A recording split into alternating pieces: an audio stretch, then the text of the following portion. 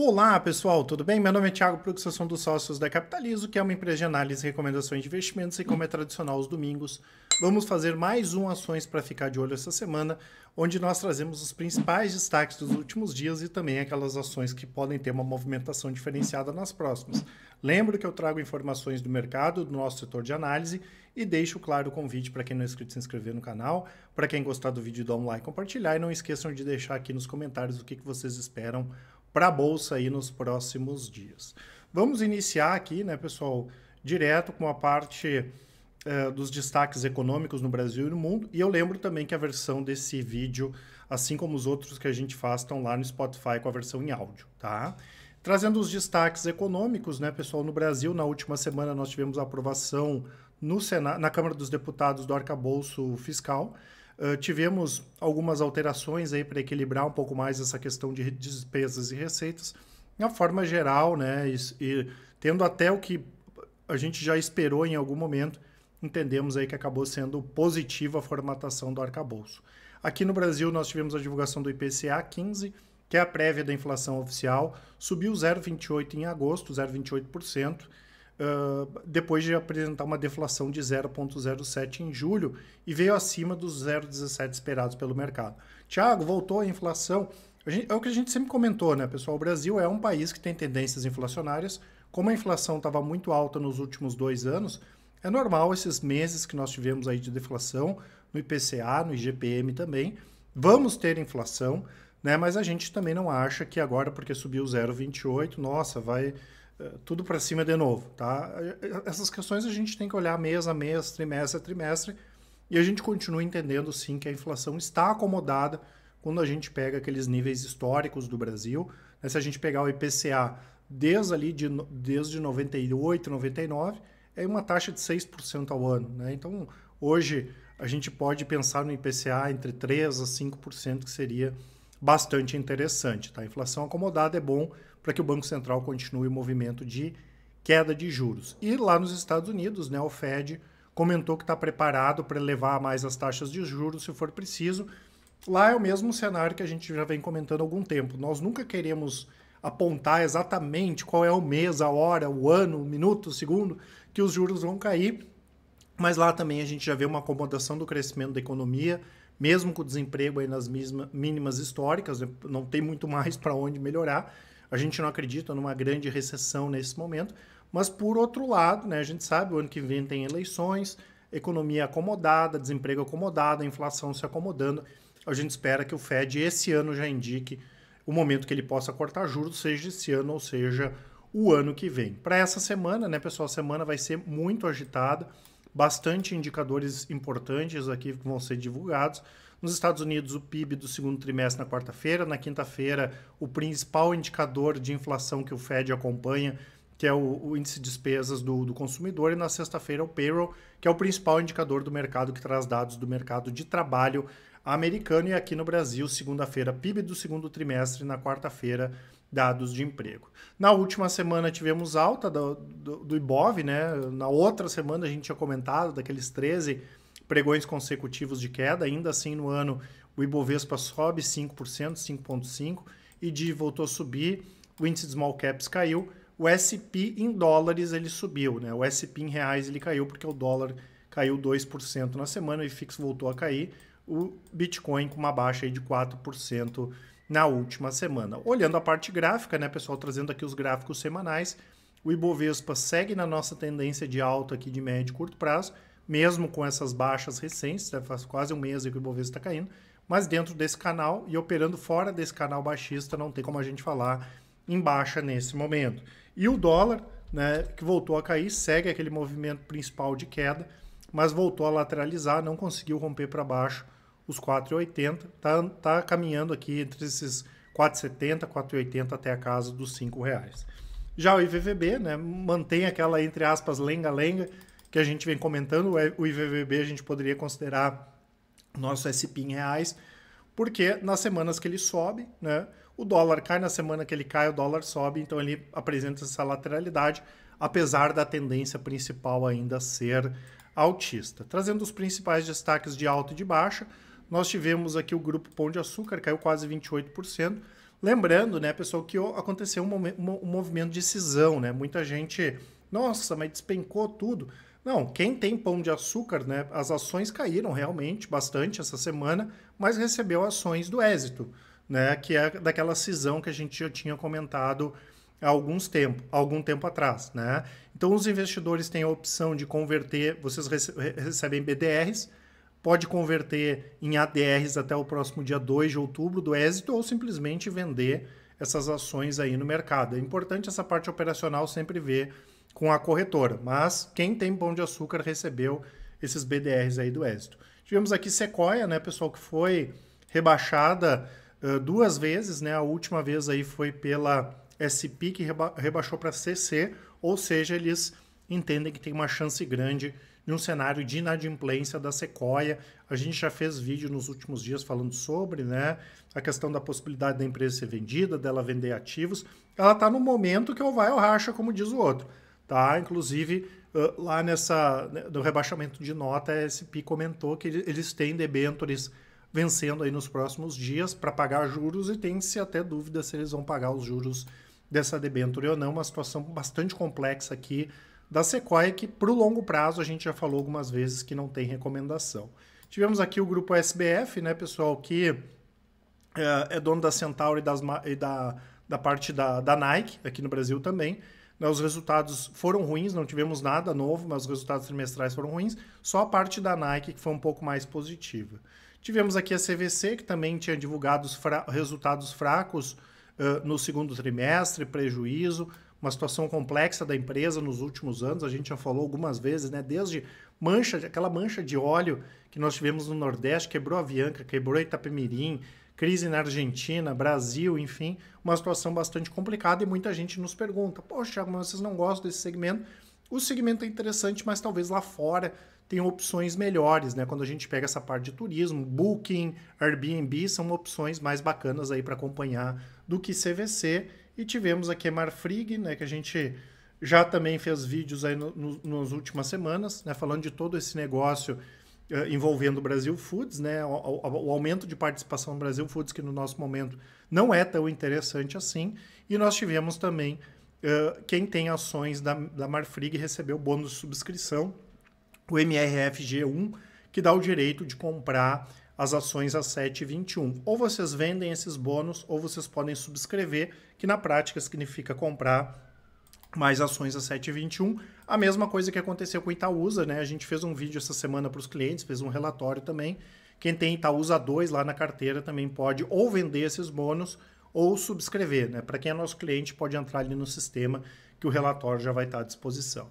Temos aqui entre os principais destaques de alta a Zamp, né? Que é a dona da marca do Burger King aqui no Brasil, tem Popeyes também, que é bastante bacana, e Mubadala, né, pessoal, que é um grande fundo lá do Oriente Médio, ele aumentou a participação, comprou mais 13% da Zamp, eles já tinham feito uma oferta hostil, vamos dizer assim, que acabou não sendo aceita pela empresa, a gente imagina que eles possam novamente tentar fazer mais uma oferta, que as ações acabaram subindo bem.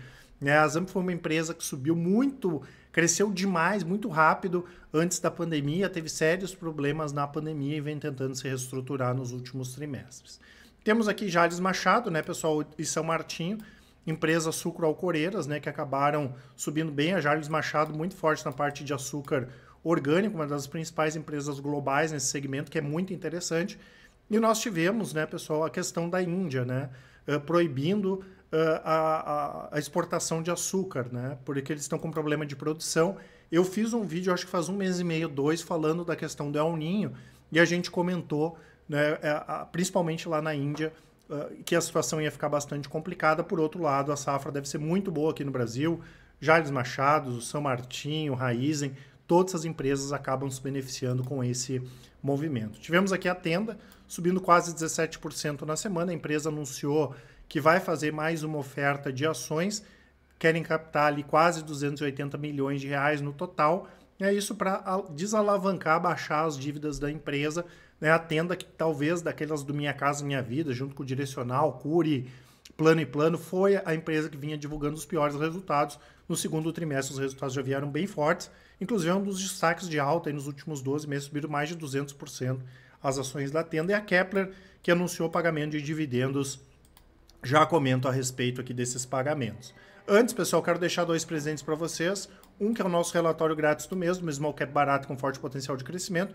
E também o nosso cupom ANIVER WB, uma homenagem da Capitalizo ao Warren Buffett, que está de aniversário, até 30% de desconto pagando no boleto ou à vista, no boleto ou no Pix, nas nossas assinaturas Full Trader ou carteiras Full Trader. É a nossa assinatura de curto prazo e carteiras de longo prazo. Depois eu falo um pouco mais sobre as nossas estratégias de recomendações. Lembro que hoje a Capitalizo tem disparado as melhores recomendações pelos menores preços do mercado. Em relação a dividendos, né, pessoal, alguns deles que as empresas vão ficar com a Datacom. Eu lembro que sempre a Datacom, né, pessoal, é a referência. Então, no caso aqui, a Datacom de Kepler é dia 28. Quem dormir com as ações do dia 28 para o dia 29, que é o primeiro dia útil seguinte, recebe esses dividendos aqui, 30 centavos, que vão ser pagos lá no dia 8/9, meu aniversário, inclusive, né, o yield de 2,65%, um bom pagamento da Kepler, Vulcabras Datacom dia 30, e temos aqui Banco do Brasil, que anunciou mais um pagamento de dividendos, dessa vez a Datacom no dia 11 de setembro. Trazendo mais destaques aqui, né, pessoal, o NVIDIA, um dos principais destaques de alta do ano, né, a empresa disparou desde o ano passado, ali em meados de outubro, novembro, quase 300%, inclusive na nossa carteira internacional, nós fizemos uma redução recente na posição de NVIDIA em função da forte alta, e a empresa vem divulgando resultados fantásticos, né? Nós tivemos um aumento de 101% na receita, chegou a 13,5 bi, só a parte de inteligência artificial subiu 141%, o lucro subiu 854%, e o guidance, estimativas de resultados, agora para o próximo trimestre, receita de 16 bilhões de dólares, fantásticos resultados de NVIDIA. A Klabin, né, pessoal, também anunciou aumento de preço de celulose. A Suzano tinha aumentado, né, tanto para o mercado americano, para o mercado europeu e para o mercado asiático. A Klabin fez a mesma coisa, né? A celulose, principalmente no mercado europeu, está na mínima aí nos últimos 5 a 8 anos. A gente espera uma retomada dos preços em breve. Gostamos muito do segmento, um segmento que tem muito potencial, questão de substituição de plástico por papel, e-commerce, que vai continuar crescendo, e também toda essa questão do crescimento das classes médias na Índia e na China, que são grandes gatilhos aí para o aumento de consumo de papel e embalagens, tá? Tivemos aqui novidades, né, pessoal, em relação à questão da CEMIG e da Copasa. O governo de Minas Gerais anunciou uma proposta para a Assembleia Legislativa para simplificar a privatização das empresas, né? No caso aqui, buscando eliminar a necessidade de ter um referendo e reduzir a aprovação para aquele metade mais um, né? A maioria dos deputados sendo metade mais um, aceitando, poderíamos ter a privatização das empresas. A gente já comentou várias vezes, né, pessoal? Isso é muito complexo, né? Claro que esse caso da Copel ter sido privatizada, isso trouxe para outros estados que têm ativos, né, acendeu a luzinha, até porque os estados precisam de dinheiro, as empresas precisam de dinheiro para investir, e fazer essa emissão de ações, vender essas ações pode ser uma boa alternativa. Agora, no pior das hipóteses, né, pessoal, o que vai acontecer é venda de mais ativos, né, principalmente por parte da CEMIG, que tem ativos aqui para vender, tá? Como eu comento sempre, nós somos muito céticos em relação a essa questão de privatização, né? Aqui, no caso da CEMIG, é mais complexo, da Copasa também, mas existe sim essa possibilidade. Só não dá para ficar comprando ações por causa disso, porque pode demorar 1 ano, 2, ou pode demorar 10. Eu dou como exemplo aqui o caso da venda da Braskem, que no nosso entendimento era bem mais simples, né? E se vocês olharem vídeos nossos de 2017 e 2018, a gente já estava falando de venda da Braskem e até hoje a venda não aconteceu. Então tudo isso é muito enrolado, é complexo, não dá para sair se jogando aí, como diz o outro, tá? Nós tivemos aqui, pessoal, a Fitch elevando o rating pela primeira vez para AAA Iguatemi, grau de investimento, e isso aqui reflete o que a gente já vem comentando, né, pessoal? Forte recuperação das empresas de shopping center, principalmente aquelas que têm imóveis bem localizados, que são bem geridas, como é o caso do Iguatemi. A gente entende que, de uma forma geral, esse setor ainda está bem barato, vale a pena dar uma acompanhada. Nós tivemos aqui novidades da Petrobras, né, pessoal? A AGU, né, Advocacia Geral da União, divulgou um parecer que abre caminho para que a Petrobras possa explorar petróleo na foz da bacia do Amazonas, né? Também é uma discussão que é complexa, isso pode demorar um pouco, tem questão de IBAMA, enfim, tem várias questões, mas aquela região tem um potencial gigantesco para a exploração de petróleo e gás. Isso pode ser positivo para a Petrobras. A gente imagina que nos próximos meses aí a gente vai ter uma liberação efetiva para a Petrobras conseguir explorar lá, tá? E WEG, né, pessoal, mais uma notícia bastante positiva, anunciou a compra de um terreno localizado em frente ao maior parque fabril da WEG no México. É uma área de mais de 640 mil metros quadrados e essa aquisição faz parte da estratégia de longo prazo da WEG aumentar gradualmente a capacidade de produção fora do Brasil e especialmente nessa região, né, pessoal? Hoje aproximadamente 22% da receita da WEG vem da América do Norte e é muito importante a presença no México, não só para crescer no México, mas porque é uma posição privilegiada para exportar para os Estados Unidos e a gente entende que a WEG vai ter um crescimento fantástico no mercado americano, vão ser jogados trilhões de dólares, né, para toda essa questão de eletrificação, toda essa questão de descarbonização. Isso vai acabar né, fazendo com que a WEG se beneficie. A WEG é muito forte na parte de transformadores, enfim, é um mercado bem interessante, né? E essa posição no México lá tem uma série de vantagens fiscais. É bacana porque ela consegue competir melhor com as concorrentes que estão só nos Estados Unidos. E quero falar mais uma notícia, né, pessoal? Até a gente acabou esquecendo de colocar aqui, relativa a Tupi. Muita gente nos perguntando, né? A gente já escreveu ali também uma nota, né, uma notícia falando sobre esse caso, que foi a indicação da Aniele Franco, né, e do Carlos Lupe, que são ministros, como membros do Conselho de Administração. O que acontece, né, pessoal? Não é novidade para ninguém. O BNDES e o Previ têm uma participação grande na Tupi, né, e foram, por parte do BNDES, indicadas as duas pessoas. Eu já peço de antemão, tá, pessoal? Não vamos ficar discutindo política, a gente não discute política. Obviamente, esses cargos deveriam ser compostos por pessoas que poderiam trazer de uma maneira efetiva, né? São 2 de 9 conselheiros, mas poderiam trazer de uma maneira efetiva crescimento para a Tupi, alguma coisa diferente, né? O que nesse caso aqui não parece ser. Isso, infelizmente, acontece em outras empresas também, é uma crítica que a gente já fez diretamente, inclusive, para as empresas, mas não tem muito o que fazer, né? Se o governo quer indicar, é o BNDES, tá? O governo quer indicar, né? A gente tem que ver se isso tem algum efeito no curto prazo, pelo menos, de melhora ou de piora aqui no dia a dia da Tupi. A gente entende que não, tá? Tupi adquiriu o Techseed, adquiriu o MWM recentemente, basicamente opera fora do Brasil, mais de 70% das receitas. Fantástica empresa, né? Ela vem numa toada boa de crescimento. Infelizmente, né, como eu falei, a gente gostaria que sempre fossem pessoas focadas ou que fossem do mercado, mas enfim, isso não depende da gente. Só peço, tá, pessoal, que não fiquem discutindo política, porque é uma coisa que a gente não discute, mesmo sendo esses cargos, entre aspas, políticos, né, já que com o governo, né, é uma indicação política aqui nesse sentido, mas a gente, né, reiterando, não enxerga nada que possa alterar, pelo menos no curto prazo, nada que possa alterar o caminho aí bom para a Tupi nos próximos trimestres, tá certo? Eu lembro que eu vou deixar para vocês aqui na descrição o site da Capitalizo, com as assinaturas da Capitalizo e os resultados, né, pessoal, de todas as nossas estratégias. Lembrando que as de longo prazo com 10 minutos por mês vocês conseguem acompanhar e as de médio e curto prazo com 10 minutos por dia. Quero ver a estratégia do rastreador lá, como funciona. Tem o vídeo explicativo, tem os resultados. E eu lembro para todo mundo, né, pessoal, Capitalizo hoje tem os melhores resultados do mercado, vocês podem comparar, tudo feito de maneira independente, transparente e com o melhor atendimento do mercado.